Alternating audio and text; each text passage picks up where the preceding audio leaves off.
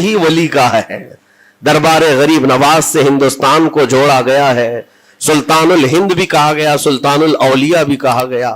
لیکن جانتے ہیں ان کے آنے کا راستہ اتنا پیچیدہ تھا. وہ سن 583 کی بات تھی, 583 ہجری چل رہی تھی, جب آپ حرم کعبہ سے نکل کر مدینہ طیبہ جا رہے تھے. اس وقت آپ کی عمر تقریباً 45 سال کے آس پاس کی تھی. نہایت ہی عبادت گزار, تقوی شعار, 20 سال اپنے پیر و مرشد کی خدمت کر کے وہ حرم کعبہ میں پہنچے تھے. 20 سال کے بعد جب مسجد نبوی میں گئے تو عجیب سی کیفیت تھی. سلام کیا رسول پاک صلی اللہ علیہ وسلم کے دربار میں تو جواب قبر انور سے آیا, وعلیک السلام یا معین الدین شیخ البر والبحر. اے معین الدین, تجھ پر میری سلامتی ہو, اللہ کی سلامتی ہو, جو خشکیوں کا بھی اور تریوں کا بھی تجھے امام بنایا گیا ہے.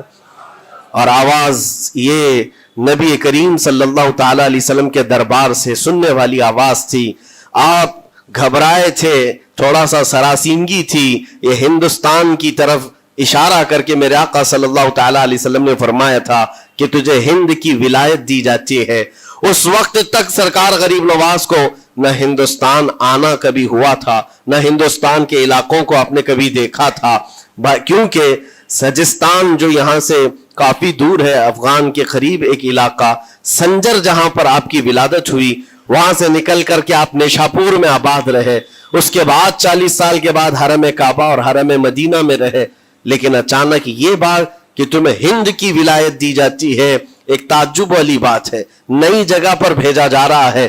آپ دوبارہ شام میں نبی پاک صلی اللہ علیہ وسلم کے دربار میں حاضر ہوئے اور سلام پیش کرنے کے بعد, کیونکہ یہ خوشی کی بات تو سب کے لیے تھی کہ ہندوستان کو اللہ تعالیٰ ایک عظیم ولی بھیج رہا ہے, لیکن جس کو بھیجا جا رہا ہے وہ بے قرار تھا, بے چین تھا, کیونکہ نہ راستے پتہ ہے, نہ ملک کے حالات معلوم ہے. بارگاہ مصطفیٰ صلی اللہ علیہ وسلم میں دوبارہ جب حاضری ہوئی, عرض کیا آقا آپ کا حکم, اس کی تعمیل کے لیے بندہ حاضر ہے, لیکن نہ یہ فقیر ہندوستان کے راستے دیکھا ہے, نہ وہاں کے حالات معلوم ہے. حضور پاک صلی اللہ تعالی علیہ وسلم کے دربار میں یہ اپنی بپتا سنا رہے تھے, داستان غم سنا رہے تھے. غنودگی طاری آ گئی, یعنی نیند سی کیفیت آ گئی, اور بارگاہ رسول صلی اللہ علیہ وسلم میں ایک دیوار پر ٹیک لگا کر جیسے ہی آپ کی آنکھیں بند ہوئی, رسول کریم صلی اللہ علیہ وسلم تشریف لائے اور اشارہ فرما کر پورے ہندوستان کے نقشے آپ کے سامنے کھول کر رکھ دیے. اور پھر غریب نواز کو یہ بتایا بھی کس جگہ سے تمہیں سفر کرنا ہے, کیسے تمہیں جانا ہے اور کہاں تمہارا مسکن ہوگا. سرکار غریب نواز فرماتے ہیں اس ایک خواب میں میں نے رسول کریم صلی اللہ تعالی علیہ وسلم کے ہاتھ میں اجمیر کے پہاڑ بھی دیکھ لیے, وہاں کے قلعے بھی دیکھ لیے تھے جو موجود تھے. اور اس کے بعد پھر کس بات کا خوف ہے, کس بات کا ڈر ہے, جنہوں نے راستے بتائے ہیں وہ ہادی رسول, وہ ہادی عالم ہے. نبی پاک صلی اللہ علیہ وسلم آئے ہیں پوری کائنات کو راستہ دکھانے کے لیے, اور جنہوں نے غریب نواز کو ہند کا راستہ بتایا ہو, پھر ڈر کس بات کا. جب آپ بیدار ہوتے ہیں تو اپنے ساتھ 40 قطب اس اولیاء کرام کی جماعت لے کر مدینہ طیبہ سے سفر کے لیے نکلے تھے. میرے عزیزو, اب بات یہاں آتی ہے, اسی لیے مدینہ طیبہ سے یہ پورا پلان ہوا ہے, مدینہ طیبہ سے بھیجا گیا ہے, مدینہ طیبہ سے پلیسمنٹ ہوا ہے. اسی وجہ سے آج تک تاریخ غریب نواز کو عطائے رسول کہتی ہے. عطائے رسول ہے, رسول اللہ کی عطا ہے, ہندوستان والوں کے لیے خاص عطا ہے میرے آقا صلی اللہ علیہ وسلم کی. جب وہ سفر کے لیے نکلے, سن 83 سے چلے تھے, تو یہاں ہندوستان پہنچتے پہنچتے آپ کو 87 یعنی 4 سال کا عرصہ لگ گیا تھا. 4 سال کے عرصے کے بعد آپ پہنچے. میرے عزیزوں, نہ پلینوں کا سفر, نہ جہازوں کا سفر کہ اڑ کر کے ادھر سے ادھر آ گئے. وہ تو پیدل قافلہ نکلا تھا, درویشوں کا قافلہ تھا, اور وہاں مدینہ طیبہ سے نکل کر بغداد پہنچے. بغداد میں اولیاء کاملین کی صحبت پائی, وہاں سے پھر نیشاپور, پھر اس کے بعد ہرات, اور افغان کے علاقے ہوتے ہوئے لاہور پہنچے. لاہور میں سرکار داتا گنج بخش عالم رحمت اللہ تعالی علیہ کے دربار میں چلہ کشی فرمائی, وہاں سے دلی پہنچے. یہاں یہ پورا جو راستہ ہے 4 سال کا, میرے عزیزوں تاریخ میں ہے سرکار غریب نواز جس راستے سے چلتے جاتے تھے جو کافر یا مشرک بھی دیکھتا وہ دائرہ اسلام میں داخل ہو جاتا تھا۔ نور الہی، نور وحدت کا ٹکڑا آپ کی جبین اقدس پر ایسا چمکتا تھا کہ لوگ جو آتے وہ پھر آپ کی صحبت سے دور کوئی جاتا نہیں تھا۔ دلی میں جہاں آپ آئے یہ ایک عجیب اتفاق ہے، اس وقت کھانڈے راؤ ایک بڑا راجا تھا، اس کا قلعہ تھا، اس کے سامنے ہی آپ نے پڑاؤ ڈال لیا۔ سرکار غریب نواز رضی اللہ تعالیٰ عنہ کی یہ داستان، یہ تاریخ، وہاں پر آپ نے اپنا پڑاؤ ڈال لیا۔ اور ان بت پرستوں کے لیے ایک بڑا پیچیدہ مسئلہ تھا کہ ایک درویش آیا ہے۔ ایک بات میں آپ کو بتاؤں، یہ جو تعصب آج پھیلا ہوا، یہ زہر پھیلا ہوا، یہ آج کا نہیں ہے، یہ باپ داداؤں کے پشت میں بھی ان کے موجود رہا ہے۔ اسلام اور مسلمانوں کے خلاف زہر مشرکین کے دلوں میں یہ بہت پرانی چیز ہے، نئی نہیں ہے، بہت پرانی چیز ہے۔ تعصب دلوں کے اندر کڑھن رکھنا اور کبھی ایکسپٹ نہ کرنا، یہ سرکار غریب نواز جس دن ہند میں قدم رکھ رہے اسی دن سے آپ نے اس کو فیس کیا ہے، اسی دن سے آپ نے اس کو دیکھا ہے۔ اور وہاں پر کھانڈے راؤ کی جماعت نے بہت کوششیں کی کہ یہ دلی میں داخل ہوا، یہیں سے ان کو ختم کر دیا جائے، نکال دیا جائے۔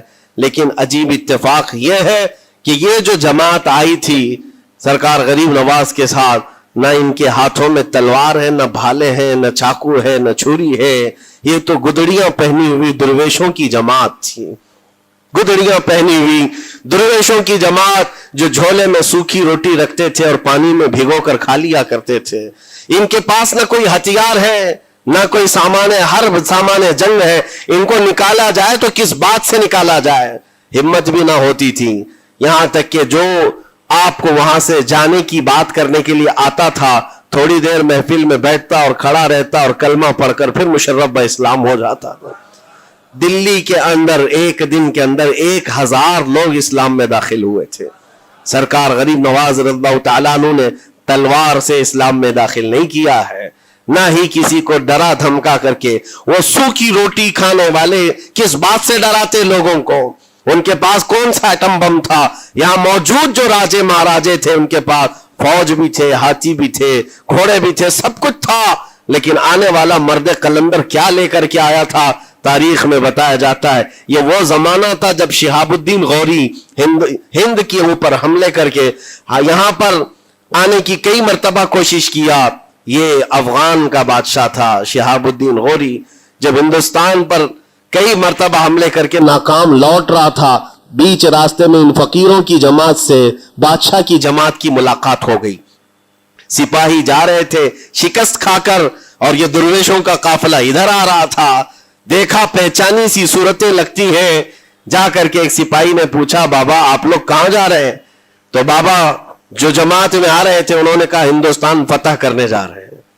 بڑی بات ہے، گدڑیاں پہنے ہوئے، پیون لگے کپڑے ہیں، جھولیاں لٹکائے ہیں، اور اس نے دیکھ کر کے کہا مارا سپاہی نے کہا یہ دیکھتے ہو ہمارے بادشاہ کی فوج ہے، اس میں ہاتھی گھوڑوں کی تعداد دیکھو، ذرا سامان جنگ تو دیکھو، اس میں نیزے تلواروں کی چھنک تو دیکھو، اور آپ یہ چند فقیروں کی جماعت لے کر ہند فتح کرنے کی بات کر رہے ہیں۔ تب سرکار غریب نواز کے کانوں میں آواز آئی تو آپ نے کہا اس سے کہہ دو فرق یہی ہے، تم جب لڑنے کے لیے جاتے ہو تو یہی ہاتھی گھوڑے اور تلواروں کے بھروسے جاتے ہو، معین الدین صرف اللہ اور اس کے رسول کے بھروسے جا رہا ہے۔ ہمارے پاس جو طاقت ہے وہ اللہ اور اس کے رسول کے ساتھ ہونے کی طاقت ہے۔ آج کے زمانے میں غریب نواز کا یہ جملہ ہمارا حوصلہ بڑھا دیتا ہے، کوئی ہو یا نہ ہو اللہ ہمارے ساتھ ہے، اللہ ہمارے ساتھ ہے۔ حالات جتنے بھی بدلتے جائیں لیکن میرے عزیزو اللہ حی و قیوم ہر چیز کو دیکھ رہا ہے، اس سے کوئی چیز غافل نہیں ہے۔ بعض لوگوں نے یہ شوشے چھوڑنا شروع کر دیے کہ اب ان کا مستقبل کیا ہوگا، اب ان کا فیوچر کیا ہوگا، نئی حکومتیں آئیں گی، نیا نظام آئے گا، اب تمہاری نہ مسجدوں کی خیر ہے، نہ میناروں سے آواز آئے گی، نہ تمہاری اذانوں کا اور نہ ہی تمہارے نمازوں کا کچھ فیوچر ہے۔ یہ سب باتیں उन लोगों के जरिए से आ रही है जो किसी के फजला खार हैं या किसी के इलेक्शन के पैसे खाए हुए लोग हैं। मैं कहता हूं जो सच्चा मोमिन है वह इस बात पर अहद करता है, करबला की सरजमीन पर भी अजान की आवाज बंद ना हो सकी थी, जहां बहता खून भी बता रहा था इस्लाम जिंदा होता है हर करबला के बाद।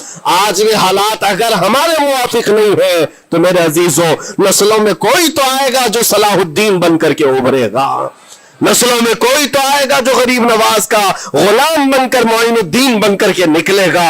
इसलिए कि हालात हर वक्त एक तरह के नहीं होते। हमने तारीख देखी है और अब ताला का कानून है, कभी बादशाहों को फकीर बना देता है और कभी फकीरों को बादशाह का मनसब अता कर देता है। जब सरकार गरीब नवाज दिल्ली के सरजमीन पर आप बैठे हुए थे अपने सूफिया की जमात के साथ, एक दस्तरखान लगा हुआ था, दस्तरखान लगा हुआ है, औलिया इकराम की जमात है, एक दूसरे से बातचीत कर रहे हैं। दिल्ली में उस वक्त हालात अजीब थे। एक छोटा सा लड़का जिसकी उम्र 13 या 14 साल की रही होगी, वो अपने हाथ में खटोरी और एक तीर और तरकश लेकर के सामने से जा रहा था। औलिया की नजर उस पर पड़ी, सरकार गरीब नवाज ने नजर उठाकर देखी, और सामने से मजमे से जाने वाले बच्चे बहुत सारे होते हैं, कोई आया गया, लेकिन गरीब नवाज ने नजर उठाकर देखा और फिर सूफिया की जमात से कहा कि देखना ये कल दिल्ली का बादशाह बनकर के निकलेगा, हिंदुस्तान की पूरी सल्तनत इसके पास होगी। तारीख में मौजूद है गरीब नवाज की जुबान से निकला हुआ ये जुमला। वो लड़का कोई और नहीं था, सुल्तान शमसुद्दीन अल्तमश, जो हिंदुस्तान का ताकतवर बादशाह बनकर के निकला था। हाँ, वो जिसको चाहे नवाज दे और जिसको चाहे उठा दे। अजीजान गिरामी वक़ार, हमारे इम्तिहान की घड़ी चल रही है, हमारे हालात अभी यानी बैक की तरफ अगर जा रहे हैं तो इसका मतलब ये नहीं है कि खत्म हो गए। हम ये देखते रहेंगे और रब ताला की मदद का इंतजार भी करेंगे। हमारे साथ जो कुछ भी जुल्म हो या नाइंसाफी हो, हर एक चीज के लिए हम इतना ही कहते हैं, ये वक्त भी गुजर जाएगा, रात हमेशा नहीं होती, सुबह का उजाला जरूर आएगा, सुबह का उजाला आएगा। अजीजान गिरामी वक़ार, सरकार गरीब नवाज रज़ियल्लाहु तआला अन्हु का वो जुमला याद रखो, हम अल्लाह और उसके रसूल के भरोसे जीते हैं, अल्लाह और उसके रसूल के भरोसे जीते हैं। ताकतें, कुव्वतें या तख्त और ताज हमारे मुखालिफ हो जाए तो ये नई बात नहीं है, इस्लाम के साथ ये हर बार होता रहा है, इससे पहले भी हुआ है। हालात हमारे मुखालिफ रहे, औलिया कामिलीन की जमातें देखिए, अहले बैत अतार, रसूलुल्लाह की आल, इतने में आपको शहादत के वाकयात अगर बता दूं, आपको तो सिर्फ एक करबला मालूम होगा, एक करबला सुना होगा कसरत से, लेकिन जानते हो रसूलुल्लाह की आल में से कई ऐसे साहबजादे हैं जिनको जेलों में एक एक साल नहीं 7 साल 8 साल तक बंद रखा गया। इमाम मूसा काजिम रज़ियल्लाहु तआला अन्हु को 7 साल तक जेल में रखा, जंजीरों से बांधा और जहर दे करके उनको शहीद किया गया है। हज़रत इमाम मोहम्मद बिन हसन अस्करी 20 साल तक जेल में काटे हैं। ये रसूलुल्लाह के घर वालों की बात कर रहा हूं। सैयदना ज़ैद शहीद जिनको सूली पर चढ़ा दिया गया था, ये इमाम हसन मुज्तबा की औलाद में से है। ये सारे खूनी दास्ताने यहां इस्लाम की तारीख में मौजूद है। जब इस्लाम उस वक्त नहीं रुका तो अब क्या खाक रुकेगा। इस्लाम अब नहीं रुकना है, कयामत तक इसकी हिफाजत अल्लाह करीम फरमाएगा, अल्लाह करीम फरमाएगा। हम जैसे आएंगे और चले जाएंगे, लेकिन इस्लाम को फलना फूलना है, ये फलता फूलता ही रहेगा इंशाअल्लाह। आपकी जिम्मेदारी इतनी है, आपकी इतनी जिम्मेदारी है, हालात देख करके बच्चों को यह ना कहना कि बेटा आप जैसे हालात चल रहे हैं वैसे ही चलते रहो। नहीं, अपने बेटों को यह तरगीब देना कि बेटा आज हम इम्तिहान की घड़ी में हैं, कल अगर अल्लाह ने हालात अच्छे कर दिए तो याद रखना जिस जगह बुतकदे बने हमारी मस्जिदों को तोड़कर इंशाअल्लाह वहां से अजान की आवाज फिर से गूंजेगी, अजान की आवाज आए। ये बच्चों को नसीहत होनी चाहिए। हमारी तारीख मिटाने से मिटती नहीं है, एक दौर आएगा फिर जब अल्लाह करीम चाहे तो ये तारीख खुल करके लोगों के सामने आए।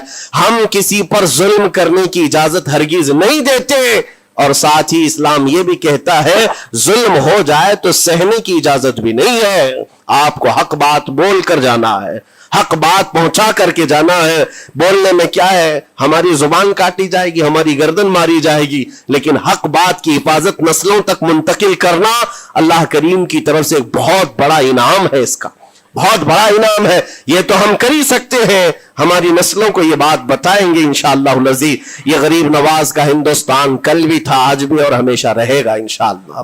سرکار غریب نواز کا پھیلایا ہوا یہ چراغ کبھی پھونک کے پھونکوں سے بجھایا تو نہیں بجھایا جا سکتا. آپ دلی کی سرزمین سے جب اجمیر معلیٰ پہنچے تھے, یہ تقریباً 7 مہینے کا سفر تھا غالباً. اس سفر کے دوران کئی ہزار لوگ اسلام میں داخل ہوئے تھے, اور آپ کو اس کے بعد کی تاریخی حالات معلوم ہے. جادوگروں نے مقابلہ کیا, راجوں مہاراجوں نے, بادشاہوں نے مقابلہ کیا, اور فوج نے مقابلہ کیا. نہ جانے کتنے لوگ. ایک بار تو ایسا ہوا کہ انا ساگر کی اس پہاڑی پر آپ ذکر میں مشغول تھے. راجے نے کئی مرتبہ یہ سوچا کہ ان کو مار کر کے یا کسی طرح سے بھگائیں, لیکن جب نہیں ہوا تو راجا سے کسی نے کہا یہ منتر والا کوئی فقیر ہے, اس کا توڑ منتر والے سے ہی ہوگا. تو اس وقت جو بہت بڑا ان کا ایک منتر جاپ کرنے والا پجاری تھا, اس وقت اس تاریخ میں اس کا نام رام دیو بتایا گیا ہے, یہ والا نہیں ہے, اس زمانے کا تھا. اور اس کو راجا نے جا کر کہا, وہ کبھی کسی سے مقابلے کے لیے آیا نہیں تھا, اس نے حامی بھر لی کہ ہاں ٹھیک ہے, میں جاؤں گا, دیکھتا ہوں کون فقیر آیا ہے ہماری اس دھرتی پر, اور میں جاپ کروں گا, اگر جادو ہے تو جادو سے میں کاٹ دوں گا. اس نے تقریباً اپنے ساتھ 400 یا 500 پجاریوں کو لیا, اور جب وہ آیا تو سرکار غریب نواز کے ساتھ 2 خادم تھے, آپ کے ساتھ صرف 2 خادم بیٹھے ہوئے تھے. کہا کہ حضور بہت بڑا مسئلہ ہے, پجاریوں کا جادو ہم پر حملہ آور ہے, ان کا جادوگر حملہ آور ہے, اور مقابلے کے لیے وہ لوگ میدان کے قریب آ چکے, پہاڑ کے نیچے ہیں, آپ اپنے چلہ گاہ سے اٹھتے ہیں جہاں پر آپ عبادت کر رہے تھے. کہا ٹھیک ہے ہم جاتے ہیں. اور اس کے بعد سرکار غریب نواز نے کہلا بھیجا اپنے خادم سے, کہو کہ وہ اپنا منتر پڑھیں, ہم اپنا منتر پڑھیں. وہ اپنا منتر پڑھیں جو بھی ان کے جادو کا ہے. اب جب وہ پنڈت نے, پجاری نے دیکھے بغیر اپنے سارے پجاریوں سے کہا کہ جیسے ہی وہ درویش آئے گا, وہ فقیر آئے گا, ہمارا یہ منتر ہے, یہ پڑھنا, وہ آگ میں بھسم ہو جائے گا, دنیا دیکھے گی. سبوں نے کہا ٹھیک ہے, لیکن ابھی کسی نے دیکھا نہیں تھا. لیکن جیسے ہی وہ اپنی جھوپڑی سے یہ مرد قلندر جلوہ رسول لے کر کے نکلا تھا, جمال رسول لے کر نکلا تھا. بیٹا ہے کس کا؟ حسن و حسین کا بیٹا ہے, فاطمہ زہرا کا بیٹا ہے. جیسے ہی باہر آئے, وہ منتر جو سکھایا گیا تھا سب کے قریب قریب آئے. 400 لوگوں نے وہ غریب نواز کی پیشانی کو دیکھ کر منتر پڑھنا شروع کیا. اور منتر کیا تھا ان کی زبان سے؟ لا الہ الا اللہ, لا الہ الا اللہ, لا الہ الا اللہ. لوگوں نے کہا یہ ادھر کیسے آ گیا کلمہ؟ اور جا کر اس رام دیو سے کہا گیا, اس نے کہا کہ یہ 400 کے 400 لوگ تو کوئی اور ہی کلمہ پڑھ رہے ہیں, کوئی اور ہی کلمہ پڑھ رہے ہیں. وہ اتر کر کے آیا ہاتھی کے کجاوے سے نیچے, اور سرکار غریب نواز کو دیکھا تو اس نے کہا یہ جھوٹ نہیں کہہ رہے, میں بھی وہی پڑھتا ہوں جو یہ پڑھ رہے ہیں. آپ کو تاریخ میں پتا ہو کہ اس کا نام سرکار غریب نواز نے شادی دیو رکھا اور اپنے مریدین میں شامل فرمایا, اور زندگی بھر سرکار غریب نواز کے خلفاء میں اور آپ کے خادموں میں شامل رہا. یہ تلوار سے اور چاقو بھالے نیزے سے نہیں کیا گیا تھا, وہ نور مصطفیٰ کی جلوہ گری تھی. جہاں نظر اٹھایا وہاں کے دلوں کی کالک کو دور کر کے ان کے دلوں کو بھی روشن فرما دیا تھا. آج ہم بھی یہی تمنا کرتے ہیں, اجمیر اسی لیے جاتے ہیں کہ ایک نظر ہم غریبوں پر پڑ جائے اور دل کا کالک اور دل کی کالک نکل جائے اور پھر دل چمکنے لگ جائے, کیونکہ اللہ کے ولیوں کی نظر جہاں پڑتی ہے وہ جگہ بھی روشن اور تابناک ہو جایا کرتی ہے. مولا کریم سرکار غریب نواز کی نسبتیں زندگی بھر ہمارے ساتھ قائم و دائم رکھے.